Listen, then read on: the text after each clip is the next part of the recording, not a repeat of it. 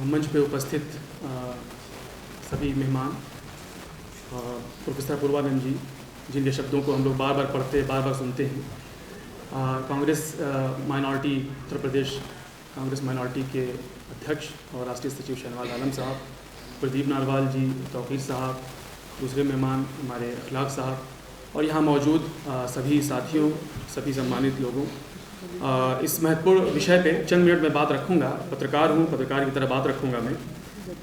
उपासना स्थल अधिनियम के बारे में जब भी हम पढ़ते हैं, जब भी इसके बारे में लोगों से सुनते हैं, तो एक चीज़ जो समझ में आती है वो ये कि जिन लोगों ने भी इस कानून को बनाया, 1991 में जब ये कानून लाया गया और पास हुआ, एक बहस चली, इसमें संसद में बहस हुई, उसको जब सुनते हैं तो ये एक चीज़ जो साफ पता चलती है वो ये कि कानून को बनाने वालों की मंशा बहुत साफ थी। क्या थी नहीं मालूम, जो लगता है छात्र होने के नाते, पत्रकार होने के नाते, जो उसकी मूल भावना जो समझ में आती है वो ये कि उनकी मंशा बहुत क्लियर थी कि इस देश में वैमनस्यता को बढ़ने से रोकना है, सौहार्द को बढ़ाना है और संविधान की जो मूल प्रस्तावना की बात की गई, न्याय, स्वतंत्रता, समानता, बंधुत्व की बात को, कि उनके सामने थी, उनके पेश नज़र थी कि हम इस देश में एकता को, अखंडता को बनाए रखेंगे और धर्म के आधार पर किसी तरह का बंटवारा ना हो, क्योंकि उस वक्त एक आंदोलन चल पड़ा था और यात्रा चली थी। उसके बाद ये कानून लाया गया ताकि जो दूसरे जो है धार्मिक स्थल हैं उसको महफूज रखा जा सके। तो एक बात ये जो क्लियर है, वो स्पष्ट है, वो ये कि मंशा बहुत क्लियर थी, बहुत ही अच्छी भावना के साथ जो है कानून को लाया गया। हम मुबारकबाद देते हैं उन लोगों को जो लीडरशिप रही होगी उस वक्त, जिस पार्टी की भी थी, कांग्रेस की थी, और जो लोग इसमें शामिल थे, सहयोग किए, क्योंकि एक संविधान की मूल भावना को से जुड़ा हुआ ये प्रतीत होता है और लगता है।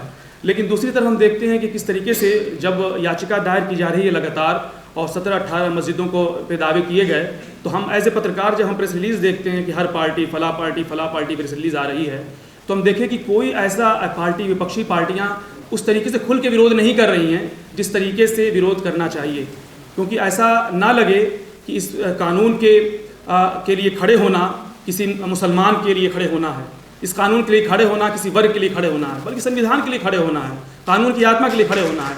कोई विपक्षी पार्टियां ऐसा क्यों सोच रही हैं? और ये भी बात क्लियर होती है, मैं जब भी न्यूज़ देखता हूँ, प्रेस रिलीज देखता हूँ, कि ऐसा क्यों लगता है पार्टियों को मेरा वोट कट जाएगा इसलिए ना बोलें। तमाम पार्टियों को मैं कह रहा हूँ, ऐसा क्यों लगता है, वो मत बोलें इसलिए मुसलमान के लिए वोट कट जाएगा, मत बोलें, लेकिन संविधान के लिए बोलें, उसकी मूल भावना के लिए, उनकी प्रस्तावना के लिए बोलें कि उसको बचाए रखना।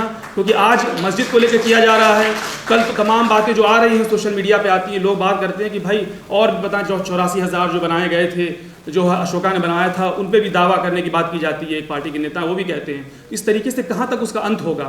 तो अगर आप इसलिए खामोश है कि उसके लिए नहीं बोलेंगे तो फिर आगे ये बात और बढ़ेगी और बात निकलेगी तो दूर तलक जाएगी।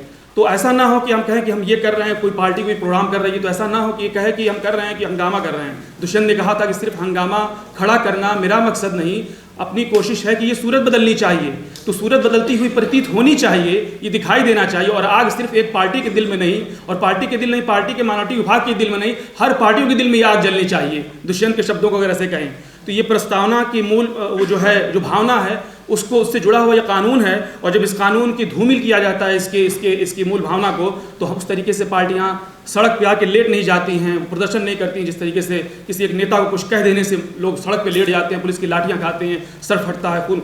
लेकिन इस तरीके से हम देखते हैं कि मूल भावना को, संविधान के और एक कानून को वो बना करके और याचिकाएं दायर की जाती हैं।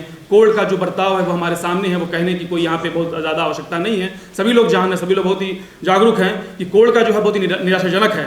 अभी जब सुप्रीम कोर्ट ने कहा कि कोई याचिका जो है नहीं सुनी जाएगी और ना करे, लेकिन सवाल यहाँ ये भी पैदा, ये बहुत ही सुकून का पल है, सुप्रीम कोर्ट ने कहा, लेकिन यही सवाल ये भी खड़ा होता है कि कोर्ट जो है वो जो याचिकाएं जो दायर की गई हैं उसका क्या होगा? ये भी सवाल यहाँ पर खड़ा होता है। 17-18 मस्जिदों को लेकर के जो याचिकाएं दायर की गई हैं, जो मामला चल रहा है न्यायालय में, उसका क्या होगा? ये भी एक सवाल हमारे सामने आता है।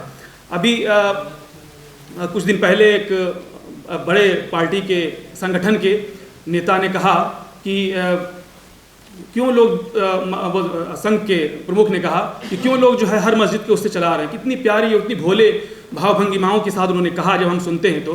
लेकिन जो संभल में जो लोग नारा लगा रहे थे उन्हीं पार्टी के लोग थे, उन्हीं के समर्थक थे। तो आप मंच से आकर के, कोई जस्टिस आके मंच से न्याय दे रहे हैं, कोई पार्टी के या संगठन के प्रमुख आके मंच से कह रहे हैं, अरे अपनी पार्टी के लोगों से आप कहिए कि भाई क्यों नारा लगा रहे हो? जब सर्वे हो रहा तो नारा क्यों लगा रहे थे? उन्हीं के तो समर्थक थे ना वो।